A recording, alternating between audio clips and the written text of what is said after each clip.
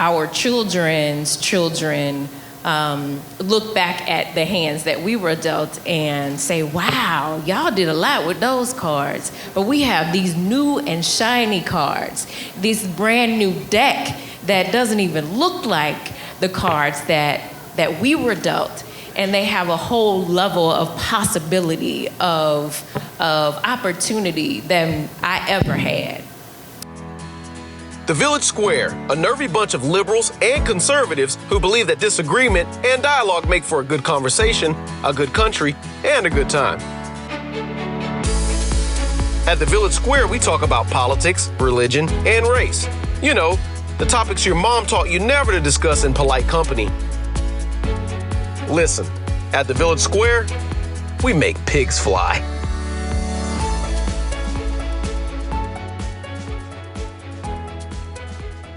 Welcome to Village SquareCast. This is Vanessa Rouse.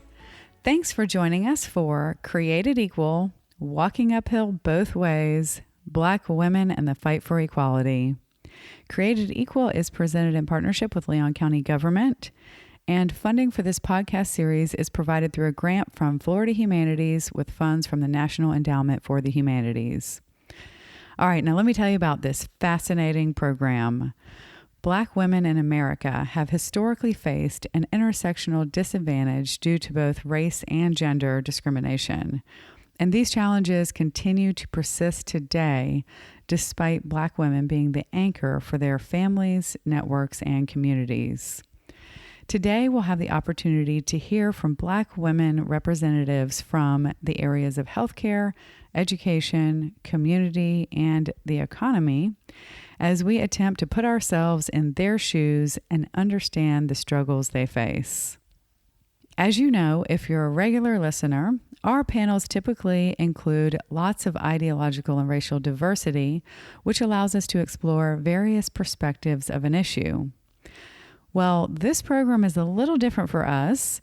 It's a beautiful opportunity for deep listening on a topic that's really hard to fully see if you're not walking in these shoes. But the women joining us today do an incredible job of helping us really, really feel what it's like to be them. And somehow they do it with laughter and a connectedness that I think you're going to feel all the way through the airwaves. Today's moderator is Nicole Everett, host of Conversations with Nicole, now in its 12th season of important and inspirational conversations. And you can find this online at cwnmoments.com.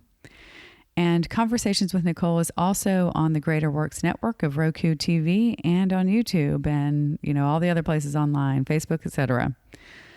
Okay, now today's panelists for this conversation are Dr. Temple Robinson, CEO of Bond Community Health Center, Dr. Tamara Beatrand Jones, Associate Professor of Higher Education in the Department of Educational Leadership and Policy Studies at Florida State University, Christique Henry, a major community advocate and president and managing broker of Kingdom First Realty.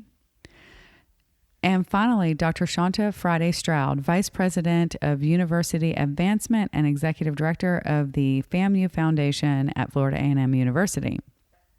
All right, now before I turn it over to Nicole, remember the Village Square is a proud member of the Democracy Group, a network of podcasts that examines what's broken in our democracy and how we can all work together to fix it. So check them out for more great shows. All right, time to turn it over to Nicole Everett of Conversations with Nicole. But we're going to get this party started. So, first question is, what does it mean to you to be a Black woman in America? I'm going to go first. Okay. For me, it really means the world is my oyster, but a lot of things have to line up in just the right way for this to happen. You can't change who you are. You can't change where you were born or how you were born or where you grew up. But you have to learn to strategically play the hand that's dealt you. That's That's me. So I'll add to that. I agree. Playing the hand that you've been dealt to the best of your ability, right? And not making excuses for what is. As I tell my child, you just have to suck it up and deal with it. Life is not fair, but it is what it is. And then you learn the rules of the game, and then you learn how to play them better than anybody else. All right. Anybody else? No pressure. We can move on. Okay, me. Oh. Hey, y'all. Okay. Being a black woman in America, so much that can be said, but I will say this. For me, being a black woman in America has meant being okay with people not being okay with me being a black woman in America. It has meant me reaffirming my identity, reaffirming myself, owning my brilliance in a way that's authentic to me, and being all right with looking at the sister next to me and saying, you are absolutely outstanding. That's what being a black woman in America is for me and will be for me moving forward. So I have this tension about being a black woman. I love me. I love the hand that I have been dealt. But I also want some new cards. And I also believe that we can have new cards. That just because of that I was dealt this hand of racism, of sexism, of all of the other isms, that I can't create a community, we can't create a world where Dr. Friday Stroud's daughter does not have to deal with these same cards. That our children's children look back at the hands that we were dealt and say, wow, y'all did a lot with those cards. But we have these new and shiny cards, this brand new deck that doesn't even look like the cards that we were dealt. And they have a whole level of possibility of opportunity than I ever had.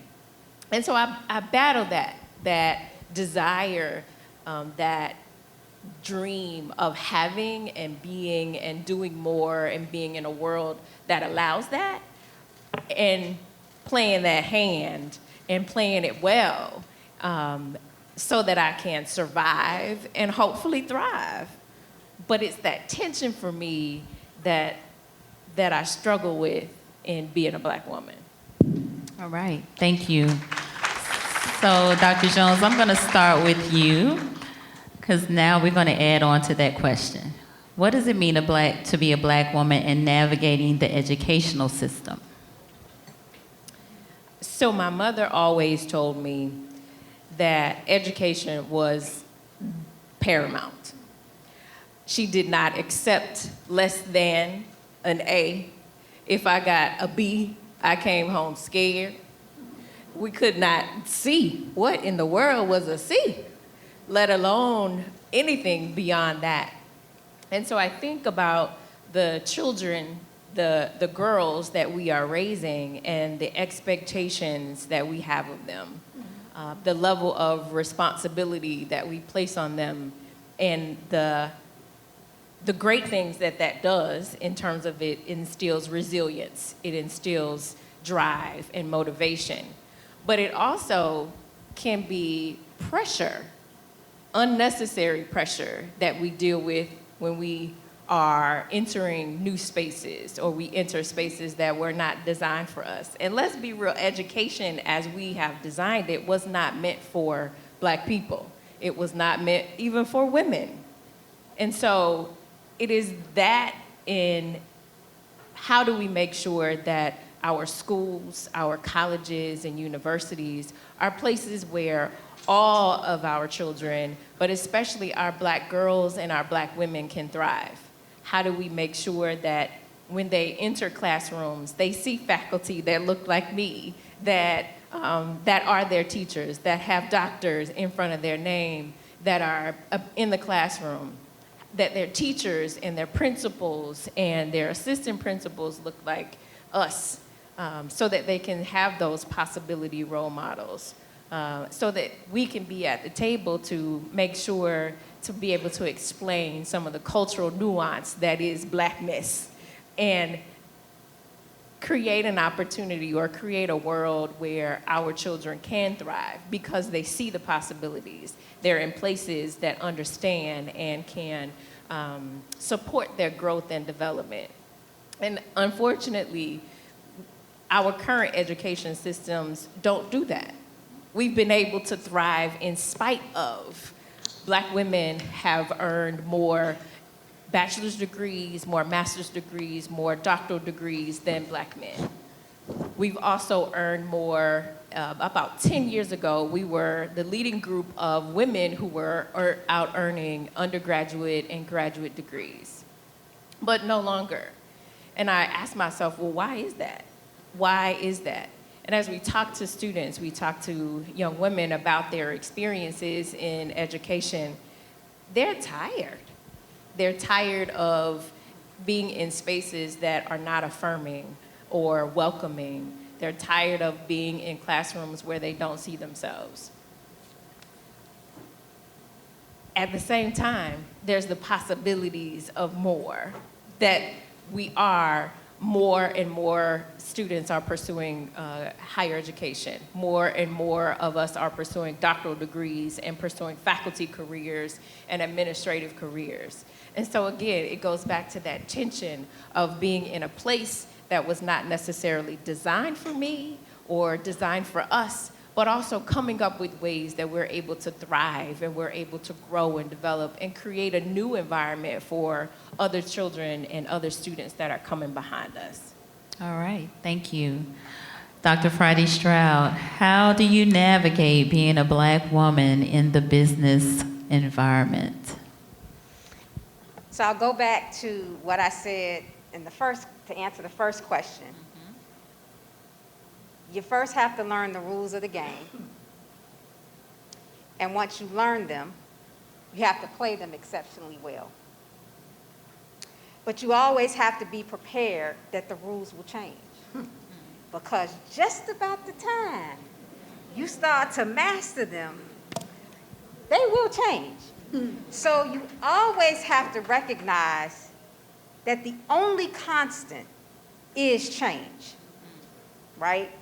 And at the moment that you get complacent and think that I have arrived is the moment you get passed up.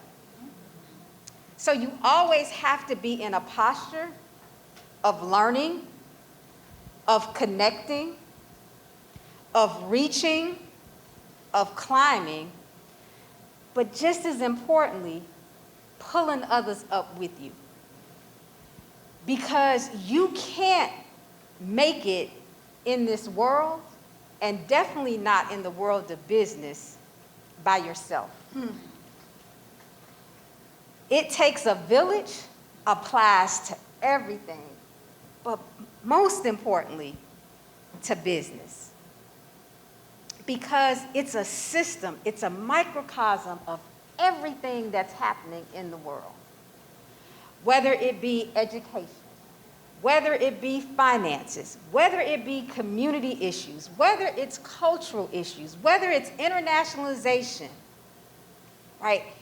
You have to make sure that you are connecting, because there's no way that any one person can keep up with all of this at the speed of change, let alone the speed of today's change. So you always have to be in a learning posture. You always have to be at your best. But at the end of the day, you have to take care of yourself. Because if you don't take care of yourself, you can't help others. You can't be a part of that collaborative network that's going to help push others and yourself forward. So you always have to make sure that you are staying abreast of what's going on, taking care of your physical health and your mental health, right? Listening to your body and signs and keeping up with what's going on, because again, The speed of change today, I don't know about you all, but it's way different for me than what it was even 5 or 10 years ago, right? And as we age, we also don't process as fast. We don't move as fast, right? But life is still moving faster. And so you have to find those additional ways to cope and to manage. And again, you can't do it by yourself. It takes a village. But you have to put into the village. You can't expect to withdraw something if you haven't made deposits, right? So in that whole business piece, I'd say that what I love about business, it is applicable to every other aspect of life, right? And understanding that will help you to survive it, but more importantly, thrive in it. Thank you. Dr. Robinson, what is it like to be a Black woman navigating the healthcare system? Well, we can talk about this from several venues. We can talk about this from the patient side, all right? Access, historically and now, has always been a problem. Finding a doctor, I'll use the word doctor, but I mean any provider. Finding a provider that you click with. Finding a provider that's trained well. Finding a provider that is compassionate, that you do not feel vulnerable sharing with. Then finding some child care so you can get to the provider. It's kind of hard to go to a provider and you've got young'uns running around the exam room. Finding a ride to get to the doctor. Finding a doctor that does not discount your complaints and your concerns, all right? Finding a doctor that does not think, oh, a Black woman, they can take anything, pain don't bother them, nothing bothers them, you know, they can do it all and they can take it all, okay? But someone that really understands. You know, a lot of people using the old phrase. This is an old phrase to me because I like old movies, gaslighting. Oh, the doctors are gaslighting me and telling me I'm crazy. It's all in my head. No, you're about to die, okay? It's not all in your head, all right? So that's coming from the patient side. Access, health literacy. People are dying because they don't even realize that there's a doctor right around the corner, that there's a community health center. And I have no shame. I'm going to tell you about Bond, okay? That there's a community health center right around the corner that does family medicine and OB and prenatal care and mental health and dental services and chiropractor and podiatry services and pediatrics and on and on and on. And you right around the corner. I didn't know they had that there. Well, shame on me if you don't know, because that means I haven't told you. So health literacy. And then the health literacy of what it means to be healthy. And that access to quality health care is a civil right. It is your right as a woman and as a Black woman to get quality health care. People are dying behind foolishness, okay? Absolute foolishness, meanness. Some people call it unconscious bias. Some of it, people don't want to be conscious. They don't want to know. I'm not going to use the W word, okay? I won't go there. But foolishness. And now think about it from the Black female healthcare provider, okay? You just don't wake up one morning and you're a doctor, all right? You can wake up pregnant. That happens all the time. But you just don't wake up and say, I'm a doctor. All right? The majority of people who get in medical school, go to medical school, are from the upper two-tier economic families across the country. The average black person who's trying to go to medical school, you can be smart as you want to be. They can't afford the application. They can't afford to sit for the MCAT. That's that long, stupid test that you got to take over 2 days sometime. They can't afford the MCAT training courses. They can't afford to fly for the interviews. If they get one interview and they can get grandmama or auntie or somebody to drive them there for the interview, they're lucky to go. They can't fly all over the country. Oh, I'm going to go here and I'm going to get an interview there and I'm going to get an interview. Can't do it. And it goes back to, we're up here for a reason. Y'all gave me the mic now, so I'm sorry. We're up here for a reason. It is all linked together. If you can't get a good K through 12 education, you're not going to wake up a doctor somewhere. You understand? They do these tests in the 3rd grade and kindergarten for a reason. They're already weeding black people and poor people and black women out way back in elementary school. Okay? I watch NCAA basketball for 2 reasons. I like sports, and Bond got commercials on. I want to make sure I'm getting my money's worth, all right? I paid for it. But in between there, I hope y'all saw in the paper, is that a cue for me to hush? Am I having a stroke? Wait a minute. I hope y'all saw in the paper a young lady, her name is Tamia Porter, or Tamia Porter, graduated from FAMU. Now, think about how backwards this is. This is 2023. She is the first black female neurosurgery resident in the history of Commodore Vanderbilt University. Now, think about that. I'm proud of her, but it's a shame that we still walking around talking about, oh, she the first black woman ever rode a horse. She the first black woman ever did this. She the first. I'm so sick of the school been there 140-something years. They've had a neurosurgery department for almost 100 years. It took a sister from FAMU to be the first black female neurosurgery resident. So when you're talking about becoming a black female doctor, you gotta have somebody to like shadow. You know, so somebody in your family might want to be a doctor, or somebody was a doctor, or somebody like me or some of the other doctors in town will let you come and swing on their coattail or whatever. But you just don't wake up. You talking about a village? You just don't wake up and become a doctor. Okay, I'm a hush now. Thank you, Dr. Robinson. And then Ms. Henry, help us to understand what it's like to be a black woman navigating our community. Whew. All right. I'm a reel back in my chair for this one, y'all.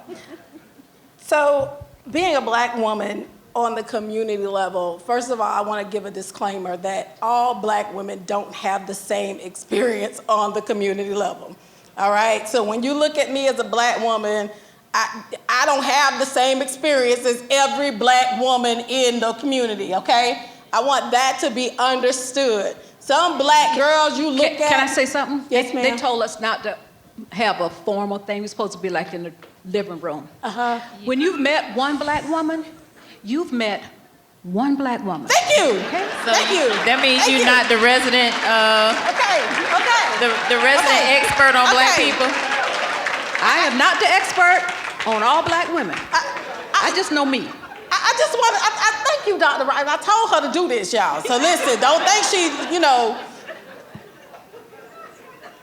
black woman ain't the same. Please don't ask me about being raised by a single mama. I wasn't raised by a single mama. My daddy was there every day. And every night when I broke curfew. Okay, picked me up from school, dropped me off from school, called to make sure I was at school. I don't know anything about being raised by a single mother. But I do have friends who know something about being raised by a single mother. I don't know anything about gang warfare. I know I was raised in the Tupac generation that I ain't a killer, but don't push me, right? I don't know anything about gang warfare, but I do know some folk that know something about gang warfare. Being a black woman on the community level, to me, and like I said, I'm one black woman. There's plenty of y'all in here. Y'all gonna talk in a minute. Is to experience the status of community of being a leader. Is to experience the rights of agency and impact and all those things on the community level, because you are given that in a sense. It's to even experience opportunities on the community level to innovate, to bring change. Many of you in here are change makers, innovators. You experience some level of equality working on the community level. But the equity is sorely lacking. All right, in terms of the fairness, and thank you, because that's where I'm going. Under-resourced women killing themselves to make a difference in their community. Thank you, baby. She on her job. The impartiality. Not judging me according to the next sister, or even according to the next other sister, or even according to your bias. And value, which is why I started out with affirmation. There is no community to me that needs to be more reaffirmed on a regular basis in their capability, in their intelligence, in their brilliance, in their innovation, in their creatorship. I ain't even a word, I created that. That's my word, all right? In their trademarkability than a black woman who has innovated and energized and created and don't get none of the what? Credit. You dropping the mic? So we experience some levels of equality on the community level, but the equity is a science project. Okay. Thank you, Ms. Henry. All right, my next question is around the intersectionality of race and gender. And in the pursuit of equality, how has that created any unique challenges for black women? And I also want you all, I'm gonna throw a little twist in this because somebody just texted me about this, colorism. That I know, that's a whole nother, and we only got 5 minutes, so y'all better make it happen. Let's go. Who's up first? So I'll start. So the intersectionality of race and gender, and I'll throw a little colorism in there. And I say that I'm throwing that in there because when I look at my family, I have people who could pass for white, all the way to people who are as dark as this tablecloth that are in my family, like cousins, like not far removed, right? I could even look at me, my brother, and my sisters, who are all different shades. So much so that when my brother and sister were in school, people would ask my sister if she was actually adopted because she was darker, or she is darker than my brother and I, right? But here's one thing that I have to thank my daddy for instilling in us growing up. And that is, you get up every morning, just like every other man, and you put on your pants one leg at a time.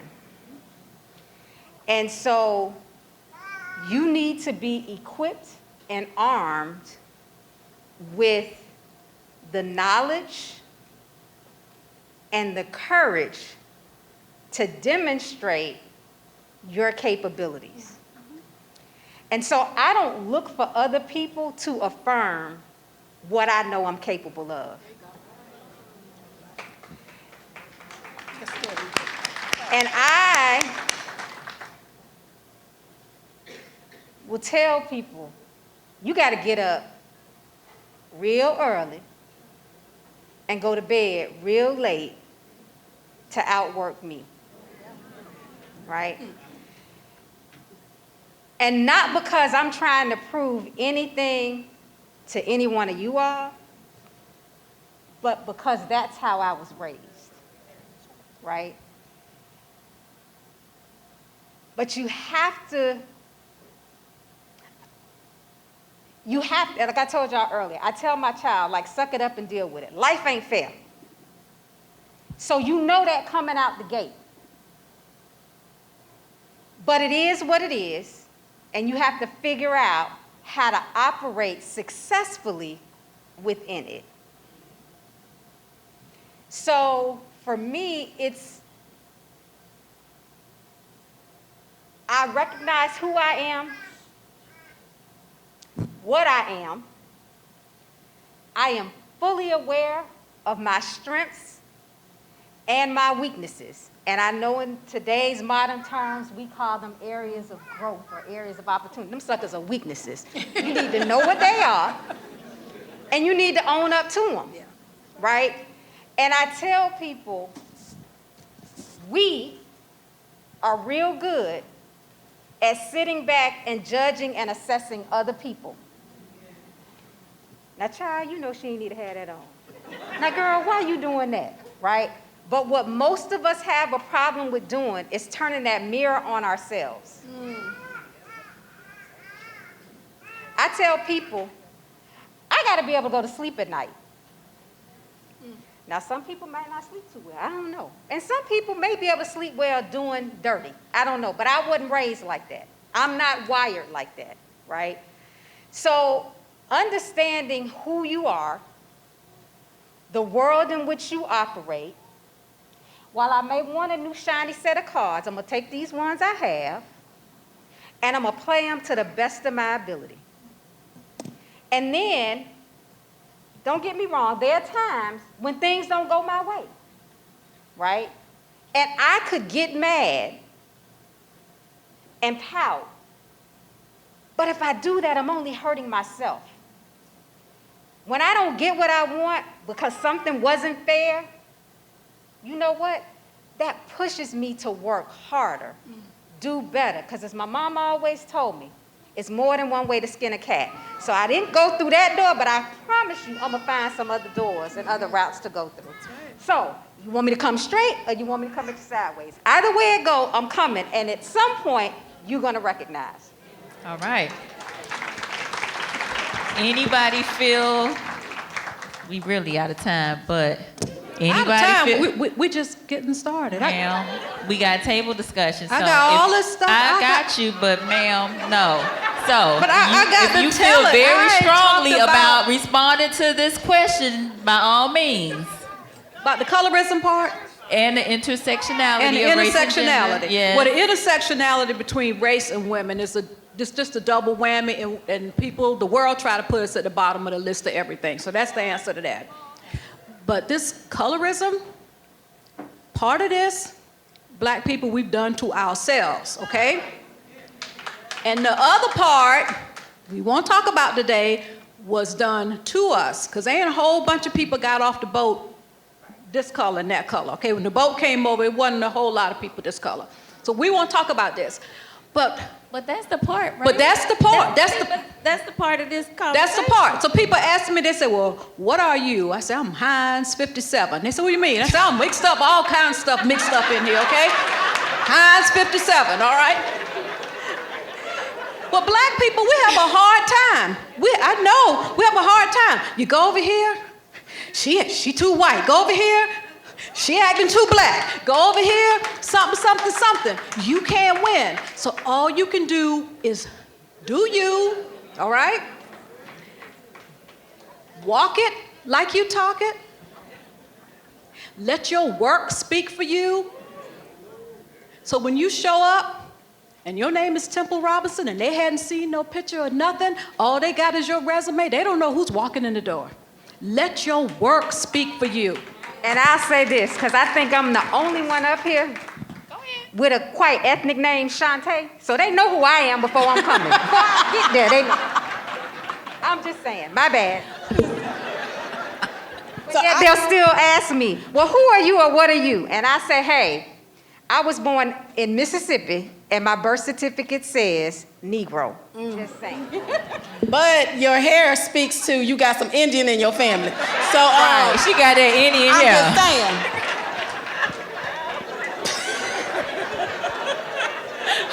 Y'all laugh because y'all know it's true.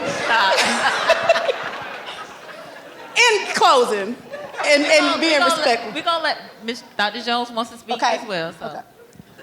So I'm gonna be the Debbie Downer. Because this is a conversation about equality, right? And so we have all worked very, very hard. I would probably argue, I probably get a little bit more sleep than Dr. Friday Stroud, but I also work hard and would probably be hard pressed to find somebody else that works as hard or cares as much as I do in the work that I do.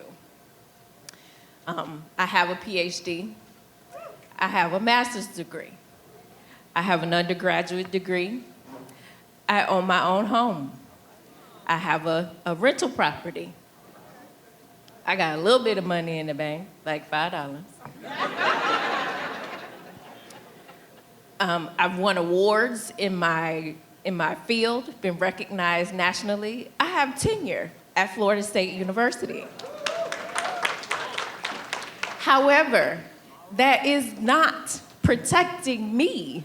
That does not protect my job, especially in this current political climate where my tenure could be taken because of some whims of others who don't know about my field or about my work ethic or about that. How do we deal with that? Because that's not about how hard I work or meritocracy.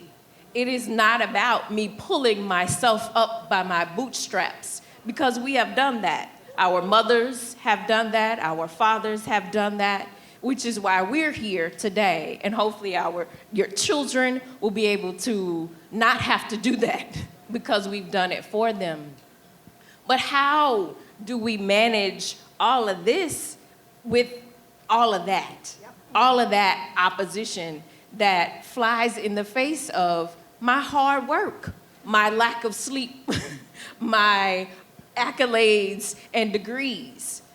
How do we manage that? How do we manage that? I think that we have to manage it by going back to what Dr. Friday Stroud said earlier, it is what it is. If we can get past the ideal in our mind and function in the real, then we can innovate. Because what is the centrality of innovation? It's in the face of what? Necessity. Okay? And so where we find necessity, let me give you a couple of things to take to your table as you're talking. Black women are the fastest growing segment of entrepreneurs in this nation. They represent in the space more than any demographic. Women, men, otherwise. But guess what? They make $24,000 versus $142,900 for other cultures in their entrepreneurial efforts. They have to self-fund themselves at 61%, meaning that they can't go to the bank and fund their enterprise. 61% of these women fund it out of their pockets. And do you know that 29% of them, of that bucket, only makes $75,000 or more a year? So that means the other percentage of that are making less than that and self-funding enterprise. And this is an aspect of attainment to lift our children so that they can become the next generation of professors and doctors and esteemed people in our community. So when we talk about this, we have to look at the real. We have to understand that on all levels of community, there are barriers being broken, but we have to be smarter and we have to innovate. Not so that we can have our name on the national stage, but so our children can survive and thrive. And that is what being a Black woman is now. It is innovating for survival of our children and negating and trying to eliminate the impacts of public policy on their existence. And that all dwindled down to what? Value. And I'll leave with this. There was a system that existed in this country where if you were black, you could not live in certain neighborhoods. If you were black living in a certain area, your home wasn't even valued the same as other places. What does that mean? That means in a community, your home was valued $25,000 in a community where other people got 100. What did that do to the legacy of wealth in that community? What did that do to the passing down from the generations of generations? Why do I bring this up? Black women lead in home ownership. That is how we experience legacy building. But if we're not getting equal value to be able to send our kids to school, to be able to fund experiences that raise their understanding to a level where they can compete by necessity, then there's another conversation here. And that's what I hope we understand. This ain't about how you feel about me as a black woman. Feel about me how you want. But give me what I'm due based upon the systems and the policies that are in place. Or we gonna find a way. Because we are the Tupac generation. I ain't a killer, but don't push me. Thank you, Ms. Henry. All right, we are going to transition on to our Q&A. So if you have a question, if you would put it on the card and hold it up. Are you all enjoying the discussion thus far? All right. Aren't these ladies passionate? Love the passion, love it. All right, our first question is, what have you always wanted? I think the question really is, have you always wanted to feel seen? Feel seen. Some days you want to go hide. I think that's based upon the definition of being seen. What does that mean? I think for us on the community level, being seen is more akin to being respected. And being heard. And if that's the case, in our work, of course, the necessity is to be seen. It is to be heard because we know what the impact of being seen and heard is. So to me, I think that question is synonymous with being heard. And that leads to value. So yes, you do want to be seen. You want to be heard, you want to be respected, and you want to be valued. Okay, thank you. All right. Next question is, how do you stand firm and confident in a room full of overprivileged and undereducated men who refuse to acknowledge your value?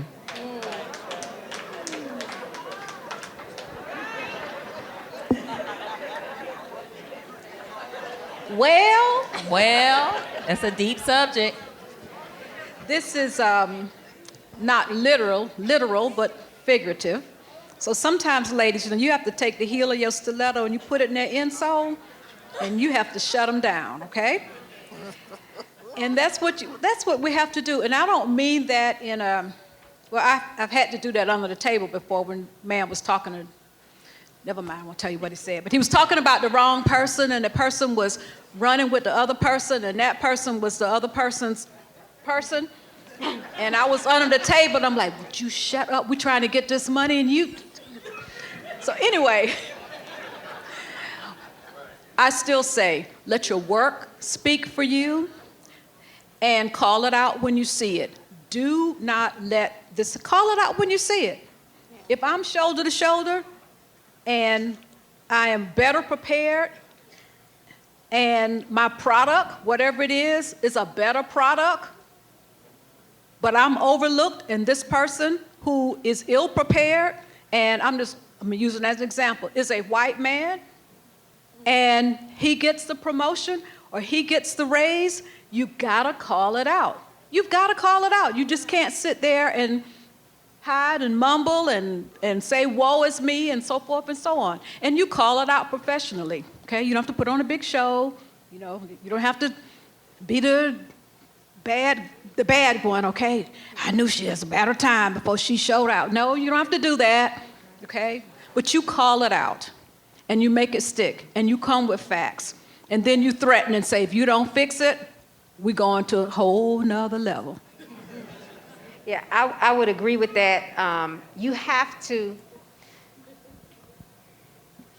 have 2 ears and a mouth for a reason.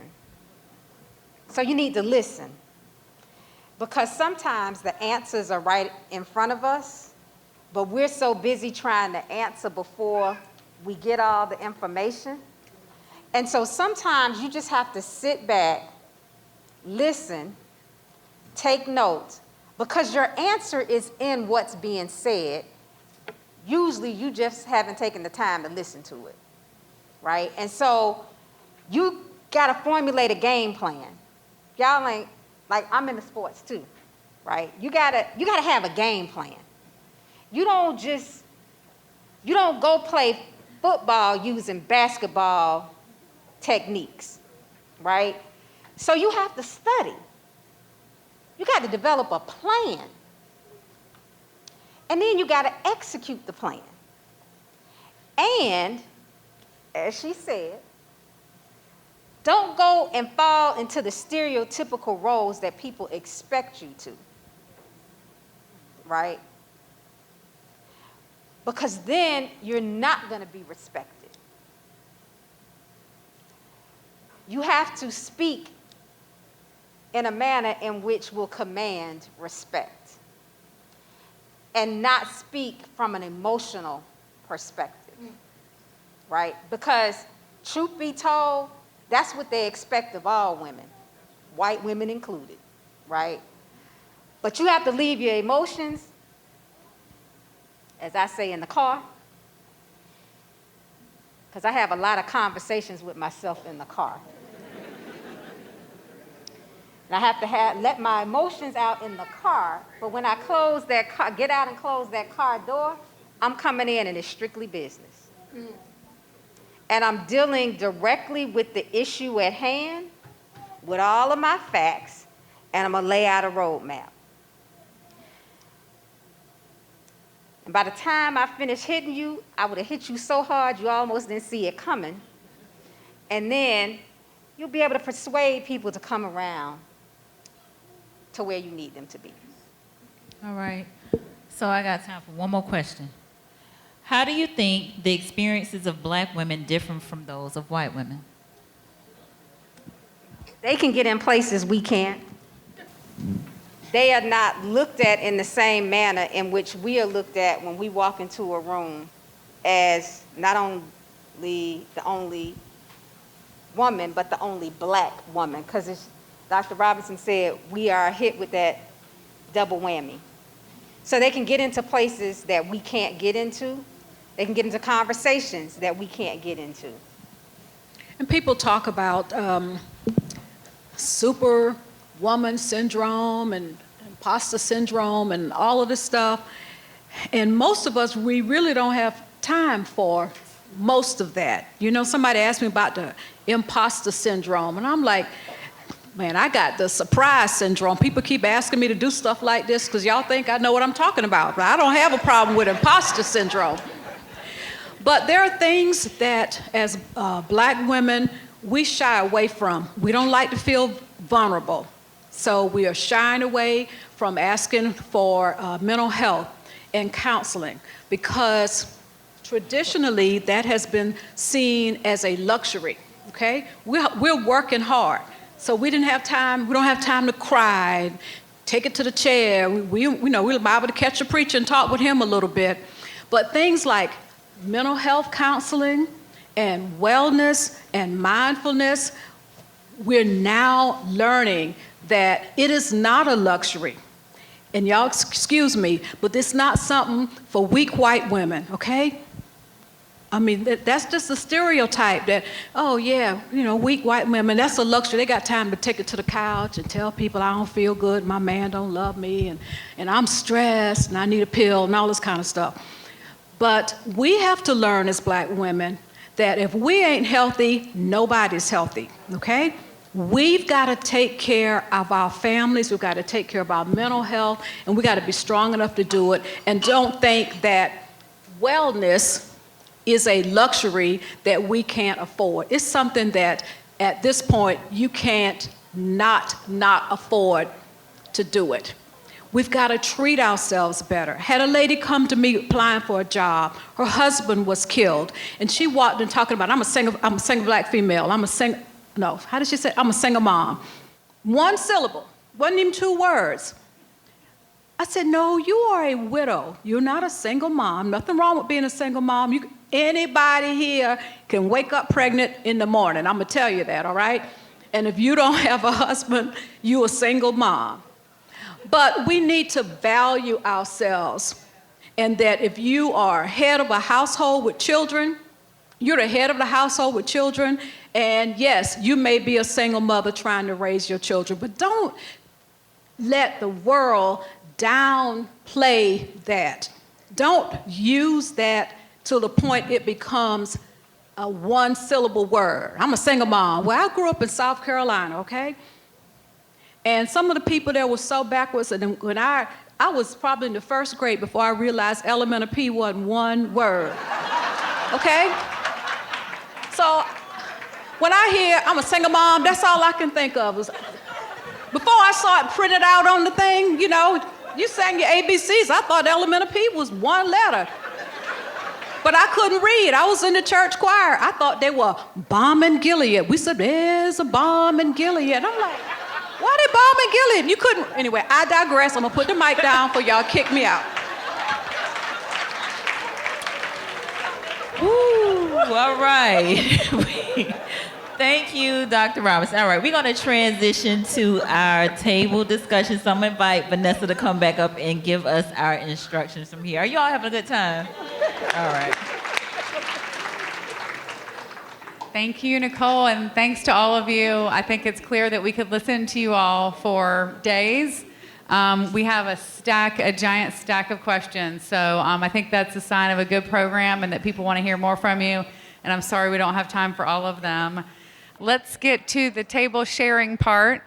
We've got a couple people with microphones walking around, so if you have a spokesperson at your table who would like to share a few brief words about the most impactful things or the most thoughtful things that you at your table are talking about, that would be great.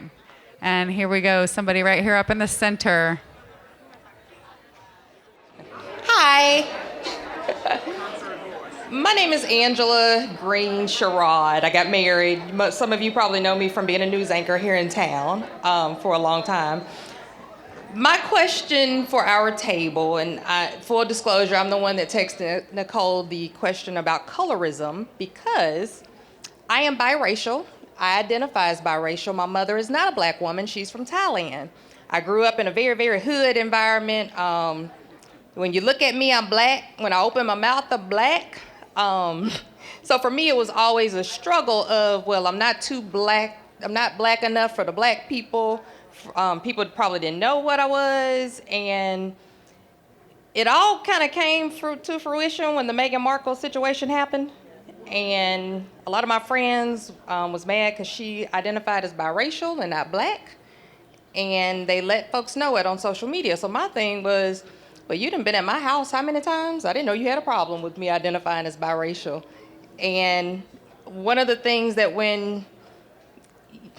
and I get emotional about it because I'm 45 years old now and I still don't know where I fit in. I feel like I gotta act more black, kind of act a little bit out for people to take me seriously.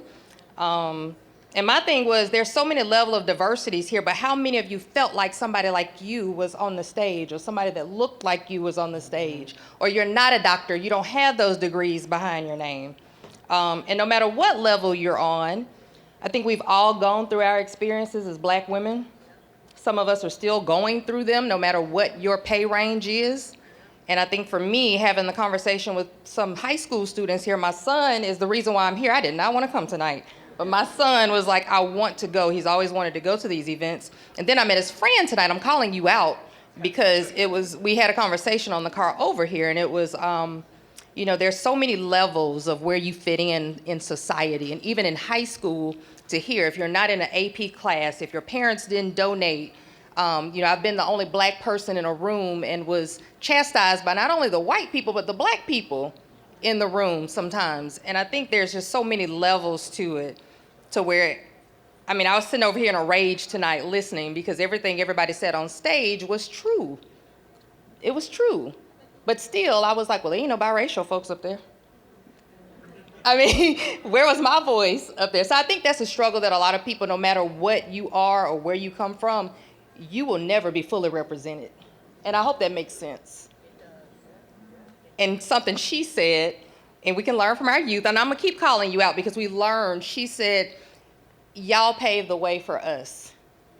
But I wanted to see a young person up there. That's what she said. I wanted to see a young person because our experiences are not like y'all's that you had.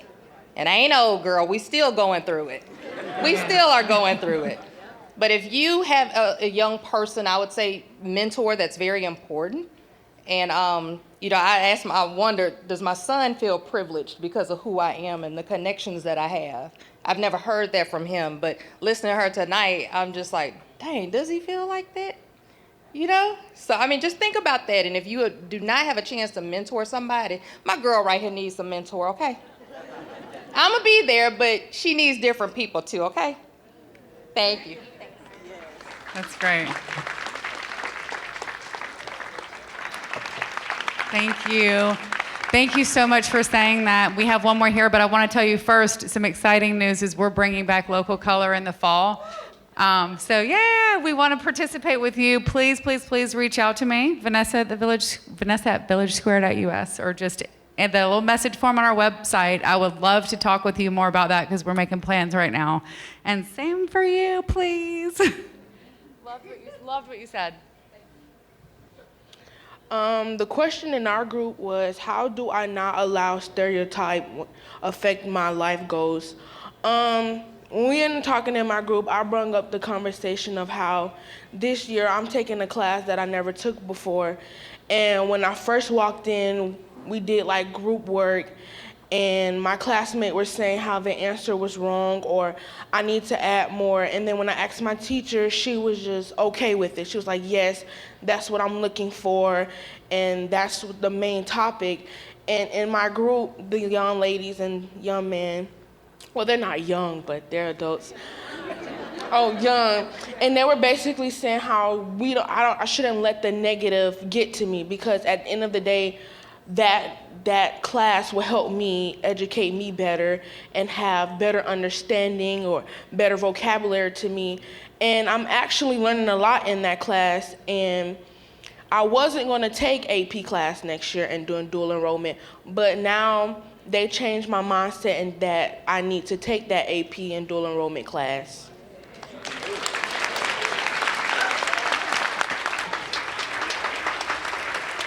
Fantastic. Thank you. Thank you.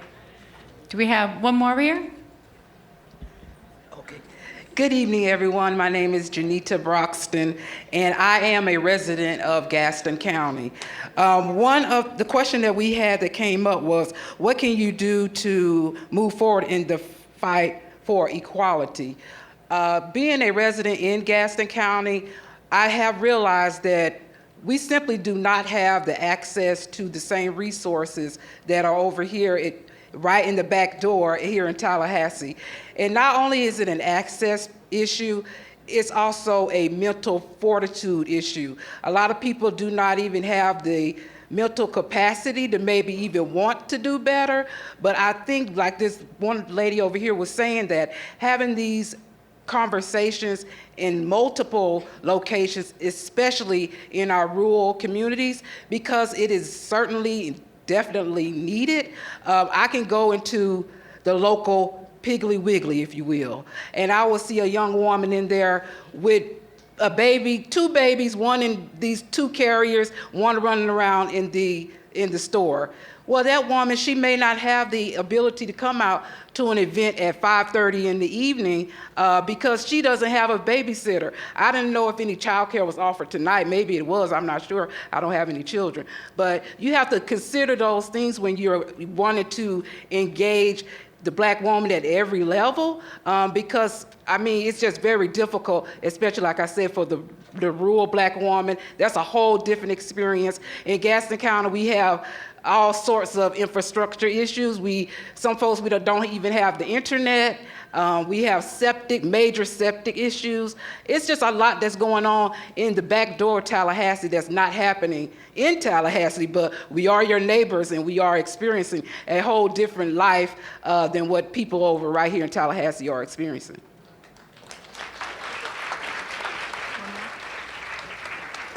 Thank you so much, and thank you for coming to Tallahassee, making this important. We appreciate you being here. Yes, do it. I'm Gloria Jefferson Anderson from Tallahassee, Florida. Okay, and this is Jacqueline with me here. Now, I'm a genealogist, and we study the history of our families, and we study the history of slavery. Now, I want Tallahassee people, you all in here, to understand that you all need to start working with your children so they will know who they are and where they come from. Let me tell you why. I'm 75 years old. I'm Gloria Jefferson. Guess where my people come from? Virginia. This is my friend Jacqueline. I just met her this evening. Guess where her family comes from? The Randolph. Thomas Jefferson's mother was a Randolph. Wow. Hello. So what I'm saying, listen, make sure, it doesn't matter what they did, but make sure these children know who their people are. If you don't know it, you need to talk to somebody in the family. And here's another thing. Don't worry about that old drunk who everybody been saying, oh, he ain't no good, she ain't no good. Guess what? They may be the last ones to tell your story. That's all I got to say. I'm old school. Thank you, thank you, thank you. I'm glad we ended on that note because that was great. Thank you so much for being here on behalf of the Village Square and Leon County government. Thank you and good night.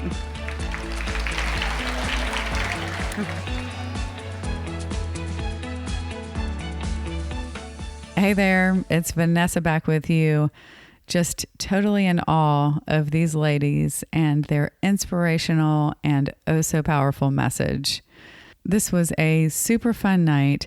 I wish I could pass along the energy that was in that room. We had a packed house in a huge venue, and we stuck around for over an hour talking to people who were super energized by this discussion. And we had a giant stack of questions that would have taken probably a week to get through if we'd asked them all. But you know, I could actually listen to these women for a whole week. I am still just soaking all this up. All right, so I just have one thing I want to comment on. I find this all really thought-provoking. So multiple of the panelists talked about the experience of having to learn the game and then play it.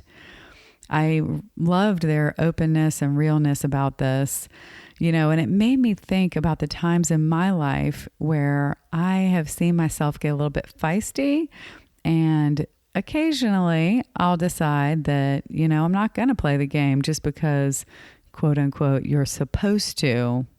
And so thinking about this, you know, I think that me choosing to do that every now and then is coming from a place of privilege. I acknowledge that I may likely get another chance, even if I have to go to another circle, and I have safety nets to fall back on based on family resources. And I realize that people aren't necessarily seeing me as representing my whole demographic when I get out of line or outside of their lines. Now, check this out. As I was already pondering this as it relates to myself, a young Black woman, probably under 20, I would guess, talked to me about her feedback of the program. She really loved this program, but she did offer a point of consideration for the future. She said that she wished that there had been somebody young on the panel to represent her age group. So I asked her what she would have commented on if she had been up there. And her response was about this playing the game thing. She doesn't necessarily agree with the approach of learning the rules and then playing along. And she felt like others in her generation might feel the same way. So now that really made me think, and by the way, I'm still thinking, y'all, are these all just different perspectives or maybe different approaches for people on different paths, based on where they choose they want to head? Or perhaps could it be that the women featured on the panel today, maybe they have some maturity and life experience over young women and, more to lose likely. And then also at the same time, they don't have the luxury of privilege that supports my feistiness. Deep thoughts here, y'all. I don't have the answers, so I'll just leave that with you to ponder. But before I say goodbye, I do want to ask you, who is missing Nicole already? She is so wonderful. Y'all should really check out her show, Conversations with Nicole. And guess who was just recently a guest on season 12? That's right, yours truly. Did you guys not see me raising my hand over here? All right, moving on. Please consider joining our members in support of this programming. You can become a member for just $7 a month or $76 a year, and your business can join for $250. Go to villagesquare.us/donate to join today. While you're there, sign up for our newsletter to stay up to date with everything happening at the Village Square. Go to villagesquare.us and scroll to the bottom for the sign-up box. Funding for this programming was provided through a grant from Florida Humanities with funds from the National Endowment for the Humanities. Check out Florida Humanities online at floridahumanities.org. The Village Square is a proud member of the Democracy Group, a network of podcasts that examines what's broken in our democracy and how we can work together to fix it. We appreciate you all listening to Created Equal, Black Women and the Fight for Equality. Until next time, we challenge you to reach out with an open heart and mind to someone who doesn't look or think like you. It changes everything. We'll talk to you soon, and thanks so much for listening to Village SquareCast.